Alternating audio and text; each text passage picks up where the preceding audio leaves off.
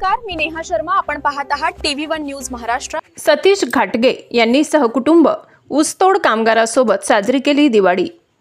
घनसावंगी समृद्धी साखर कारखान्याचे चेअरमन सतीश घाटगे पाटील व त्यांच्या कुटुंबियांनी मच्छिंद्रनाथ चिंचोली येथे स्थलांतरित ऊसतोड कामगारांसोबत यंदाची दिवाळी साजरी केली.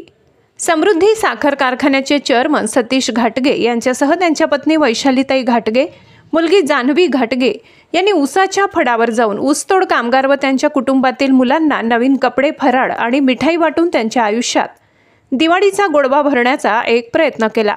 सतीश घाटगे यांचे कुटुंब फडावर आल्यानंतर ऊसतोड कामगार कुटुंब भारावून गेले.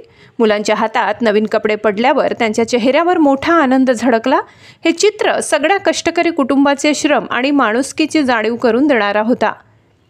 कोट साखर कारखान्याच्या गाळप होणाऱ्या प्रत्येक ऊसामागे आणि त्यातून बाहेर पडणाऱ्या साखरेच्या प्रत्येक कणात या कष्टकरी वर्गाची मेहनत असते. ऊसतोड कामगारांच्या श्रमाबद्दल कृतज्ञता व्यक्त करण्याचा छोटासा प्रयत्न मी व माझ्या कुटुंबाने त्यांच्यासोबत दिवाळी साजरी करून केला.